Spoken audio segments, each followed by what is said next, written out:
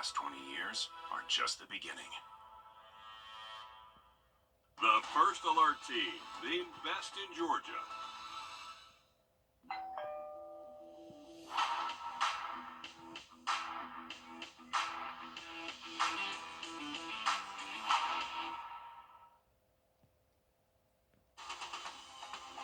Live from Augusta, you're watching News 12 at 6 o'clock.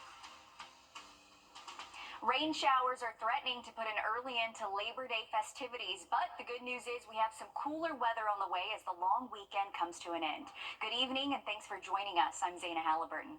We're kicking things off, heading over to First Alert meteorologist Emily Acton for a look at the weather. And Emily, is there a chance any of these storms could turn severe? Zaina, it's not likely. We're not likely to see any severe thunderstorm warnings for our evening, so that's some great news. But that's not saying that we couldn't see heavy rainfall and even some lightning as we go throughout our evening for us. So here's a look right now at Thurman Dam Cam. There are some spots across the CSRA where it's looking beautiful right now, but there is a difference. Once we get a little bit closer to us here in Augusta, there's some showers. And that's what the icon's picking up on here. 79 temperature right now in Augusta, 83 is what it feels like outdoors. But again, we're seeing a decent amount of rainfall today. We've had a couple special weather statements. That's when storms are not quite severe strength, but strong enough that we want to say something about it. But right now, the city of Augusta is seeing its first shower for the day, and some heavy rainfall expected with this just little cell that has popped up. But that's been the nature of these storms today. They've just been kind of popping up and fizzling out pretty quickly. So hopefully this won't last too long. If you have any evening plans, just make sure you have that rain gear with you. Okay, good reminders. Thanks, Emily. While many in our area got to celebrate Labor Day off the clock, there was no rest for Georgia DNR. Officials have their hands full watching for anyone breaking the law out on the water, as well as being the first to respond to any emergencies. Your Audrey Dickerber tagged along today on a patrol and shows us what the wardens are keeping an eye out on. Labor Day is the last large weekend to go out on the water and do this, but Georgia DNR says this Labor Day weekend has been a slower weekend than in years past. Getting out on the water before a change in seasons brings you off of it. It's been a lot slower here within the past 2 years that I've been here at Clarksville Lake. We have seen a variety of new upcoming boaters, people putting on the water, had never put on the water, people buying new boats. But even though they've seen new boaters, normally this is the last major weekend of boating, but for our local lake, Clarksville, it's just been down. Also lower, the number of BUIs, accidents, and drownings is 0 this year for Labor Day weekend, compared to 1 accident, 1 BUI, and 1 drowning last year. Of course, we enforce the lake very heavily, especially during these holiday weekends. We've been fortunate enough to have a very safe Labor Day weekend, and we haven't had any major incidences. Everybody's been cooperating, but I believe that has come from our enforcement over the past few years. But Georgia DNR says even though there's been fewer people on the water, campgrounds have been full all summer, and that expenses and lower lake levels could play a role into why there's been fewer people on Clarksville. When the lake starts getting low, more land's exposed. There's a lot of shoals that are underwater that are now exposed. And he says they plan on stopping between 50 to 70 boats in total this weekend. Every boat that we come in contact with has a tube. They're tubing with kids on the back. The main thing about that is you always got to have an observer or a wide-angle mirror. Somebody's got to be watching those kids. Georgia DNR says ultimately they're here to look out for you and to be cautious and smart while you're out having fun on the water. Safety is our number one concern here on Clarksville Lake. Even though it has been slower out on the lake, we still have many more warm days ahead to come out and enjoy time on the water. So Georgia DNR recommends looking at their safety booklets around the lake or going to their website. For more information, we'll have that on Wrdw.com. On Clarksville Lake, Audrey Dickerber on your side. Thanks, Audrey, for those reminders. People still may be heading that way. And on this Labor Day, the latest unemployment numbers show a nearly 1% jump in unemployment. The latest unemployment data from July shows an unemployment rate of 4.3%, which is a little more than 7 million people. This time last year, the unemployment rate was 3.5%, meaning more than 1 million more people are jobless. About 1.5 million people have been unemployed for more than 27 weeks. Current census data is not available for every county in the CSRA, but in Richmond County, County, employment rates dropped by less than 1%. As far as wages go, the U.S. Census says the median household income is just under $75,000. Richmond County's median income is about $15,000 less at $50,000 a year. Today in Augusta, a community event celebrating Labor Day had plenty of entertainment for both parents and kids enjoying their day off. This event was put on by several groups, including the CSRA Business League and the Greater Augusta's Interfaith Coalition. There were bounce houses, food trucks, a petting zoo, fun, just as well as voting resources and union representatives to make sure every worker knows their rights and can have their voices heard.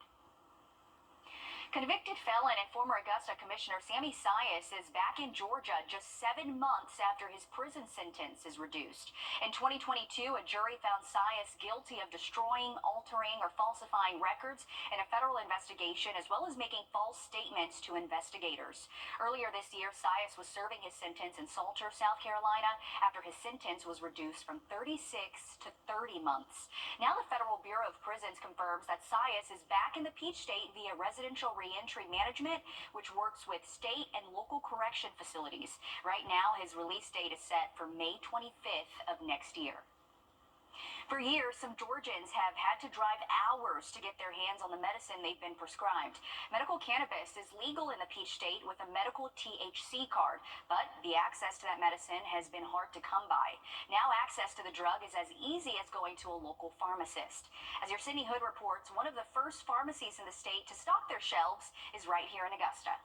It may seem far-fetched. As long as you have your medical card, you can purchase the product here at a dispensary or at my pharmacy, and it allows us to just make that transaction at the register. This is a first for Vic Johnson and the Living Well Pharmacy. It's an exciting time that pharmacies can be involved in actually helping people with a drug that really can change their lives, but then also be able to still know what they're taking on their regular pharmaceutical medicines. Nearly 50 pharmacies are listed on the Georgia Department of Community Health's website, licensed to dispense medical cannabis, but there's only one in Augusta. We are able to dispense the medical grade THC products for a number of different illnesses. The Georgia Department of Public Health lists 21 illnesses like Crohn's disease, arthritis, cancer, and Parkinson's disease. Pharmacists can know things about their current medication.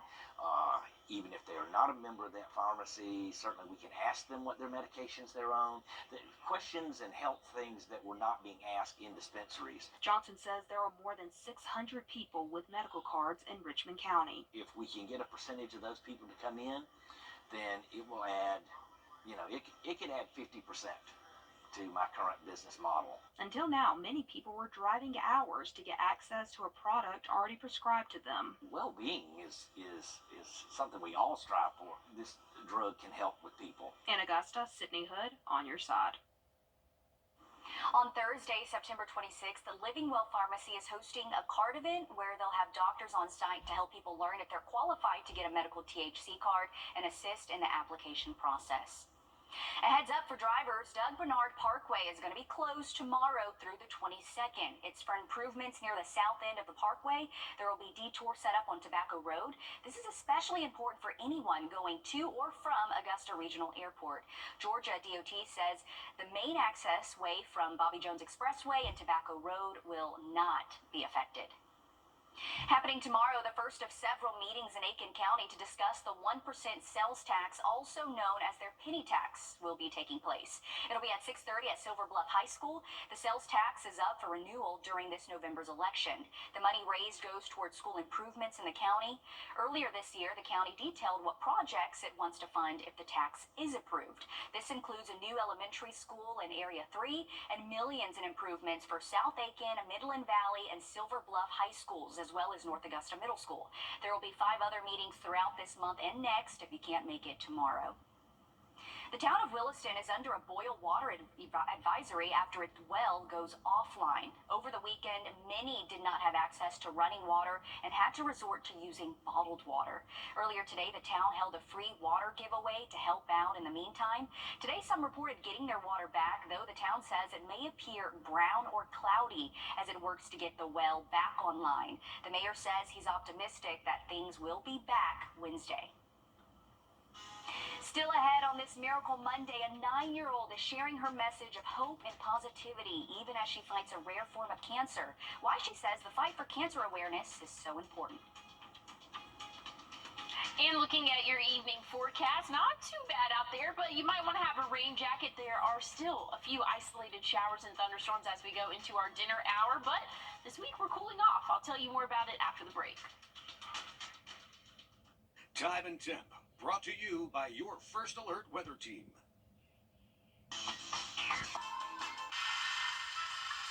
Brett, what are you doing? Laminating some stuff? First off, pretty sure that's a federal offense. And second, that's for our customers to laminate their Medicare cards when they come in for a commitment-free consultation. My bad. Are you64.com. Well, we are tracking a few isolated showers and maybe even a couple rumbles of thunder as we go throughout our evening on our Labor Day. You can see some darker clouds behind me here. That's looking just off of Riverwatch Parkway here in Augusta. Right now, temperatures kind of all over the place. Upper 70s. Some spots are seeing those upper 80s still. That's a little bit closer to the lake there, and really our counties a little bit north of the CSRA are definitely feeling that heat for your afternoon. But over in Richmond County, Burke County, they're seeing some rainfall, so it feels a little bit cooler outdoors. If you have any evening plans, make sure you have that rain gear just in case you get caught in one of these pop-up showers. Definitely don't want to be caught off guard and not have that rain gear with you. Most of us are going to stay dry, but again, better to be safe than sorry. We'll cool off after sunset into those 70s, and then we'll drop off into those lower 70s for the overnight lows. But again, for your evening, we're still tracking those showers. Here's a look at the radar right now. We're seeing isolated to scattered showers across the CSRA, but here in Augusta recently started seeing a quick downpour for our area. Again, they're just popping up and moving out of here pretty quickly. Overnight tonight, that's going to be the same story. To start off your Tuesday, looking dry. We'll be in those 70s, so not looking too bad for the start of the day. Then we're going to stay mostly dry but cloudy as we go throughout our Tuesday, even into Wednesday as well. Looking mostly cloudy, overcast skies expected for the middle of the week. Rainfall chances over the next 7 days. Not a lot, but we do have several days that have rainfall chances with them. But when the next 7 days is said and done, that's only going to accumulate to 1 to 2 inches. So even though you're going to see the 7-day, there will be a few days with rainfall. Just know it's not going to be all day, every day. So just keep that in mind. Something I want to bring to your attention, though, wind gust speeds are going to be pretty heavy as that cold front has moved through now. That's going to leave windy conditions for your Tuesday and Wednesday. Wind gusts anywhere from 20 to maybe even 25 miles per hour there. So going to be a windy Tuesday for us. Again, mostly cloudy Wednesday. Some isolated showers possible Thursday, Friday, and Saturday for us, but it's not really going to be accumulating too much, anywhere from 1 to possibly 2 inches there. Once we get into the end of the weekend, starting next week, we'll start to warm up a little bit. Partly cloudy sky conditions. Overnight lows could be anywhere from those upper 60s to lower 60s. One little girl is sharing her message of hope as she fights a rare type of bone cancer. Kinsley is 9 years old and was diagnosed with Ewing sarcoma last year. On this Miracle Monday, I introduce you to Kinsley, who shares why raising awareness of pediatric cancer is important. Knowing that I'm doing good and that God is with me all the time. That's what keeps a smile on 9-year-old Kinsley Napier's face. She was diagnosed with Ewing sarcoma last December, a rare type of bone cancer. I was having really bad pains in my legs, so we thought it was growing pains, but really it was Ewing sarcoma. I was scared, but then I remembered that God was with me. According to the American Cancer Society, about 1% of all childhood cancers are Ewing tumors. Kinsley had surgery to remove the tumor in her leg back in April. I feel like I have had some improvements, like my leg doesn't hurt at all anymore, and we just feel a lot better. Since being diagnosed with cancer, Kinsley and her family have spent close to 80 nights at the Children's Hospital of Georgia, the most recent stay being because of a blood infection. Nothing really hurt, just I wasn't feeling too good. I was feeling sick. September marks Pediatric Cancer Awareness Month. Gold ribbons line the hospital in support of all the kids and their families. Kinsley says it's important to talk about the children on the 5th floor and raise awareness about cancer. In case like someone else's kids are having symptoms like this, or so people know they can donate and maybe even one day help cure a kid. Kinsley is currently receiving chemo at the Children's Hospital. When you walk in her room, it's just as bright as her personality. Although she's only 9, she already has plans for when she grows up. I want to be a nurse on the 5th floor because I want to help other kids who might have what I have or similar to what I have. And Kinsley will exactly do just that. Heart of gold, let me tell you, sweetest kid. Kinsley will have to have another surgery next year, this time on her kidney. Until then, she has 4 more rounds of chemo to complete at the Children's Hospital. She says the people there are really kind and are helping her get better. If you would like to support kids like Kinsley or learn more about the Children's Hospital, be sure to head to our website and search Miracle Monday. Thank you so much, Kinsley, for just being the bright little girl that you are. Team Kinsley, all the way. Supporting you always. Coming up next in sports, a local South Carolina woman is set to compete this week in Paris. The stage is set for Paralympic dreams to come true. First Alert Radar, powered by Jim Hudson Automotive Group. Speaking of Olympians, another tour season is in the books, and it was quite possibly the best we've seen in 2 decades. Press play on the recording. Scotty Scheffler is a champion once again. The Green Jacket gold medalist captured his first FedEx Cup with a total of 30 under. It was the 3rd straight year Scotty started with a 2-stroke lead. That brings his season total to 7, the most tour titles since Tiger Woods in 2007. You know, I've been the player of the year for the tour the last 2 years, and I haven't left with this trophy, and so it definitely, I think, leaves a bad taste in your mouth at the end of the year, especially when I start with the lead. You know, granted, it's not a huge lead, but you're starting the tournament ahead of people. Like, you should win the tournament if I'm starting ahead of people. That's how I feel.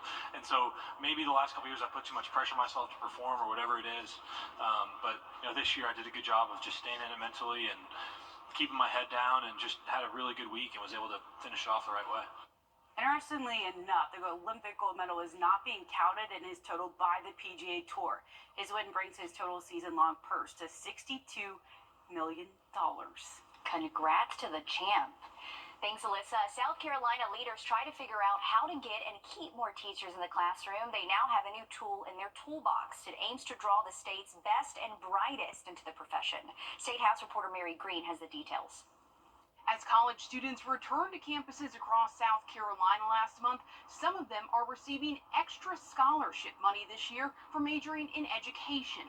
The first day, that was what everybody was talking about, and they were so excited. I think everyone kind of felt a little bit of relief, because it's very helpful. University of South Carolina sophomore Catherine Henson is among the students receiving this scholarship enhancement for the first time this fall, after the state legislature approved it earlier this year. For students to be eligible, they must already receive the Life or Palmetto Fellow Scholarship by meeting certain academic requirements, being from South Carolina, and attending an eligible in-state public or private college. If they qualify by majoring in education, students will get up to nearly $10,000 in additional money over their time in college, on top of their scholarship money. The Palmetto State Teachers Association says this is another way to try to attract South Carolina's best and brightest into a profession grappling with an educator shortage. Some of these individuals are going to be able to get their last 3 years of college covered in full, which means they'll walk out with no student debt, which makes it far more attractive to walk into the teaching profession. It also makes it far more financially realistic to walk into the teaching profession. And there is a trade-off. For every year a student receives this scholarship enhancement, they have to work in a South Carolina public school, or else they have to pay the money back. Reporting from the State House, I'm Mary Green. And this scholarship enhancement started more than a decade ago as a way to attract more students into majors and careers in math and science before expanding this year to education as well. We're back after a quick break.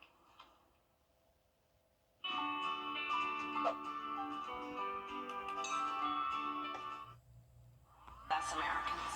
Climate Power Action and FFPAC are responsible for the content of this ad. For comfort you can count on, call on Riverside Heating and Air. Scan this QR code to discover more, including everything from financing options for challenged credit to seasonal service savings. Stay comfortable inside with Riverside Heating and Air.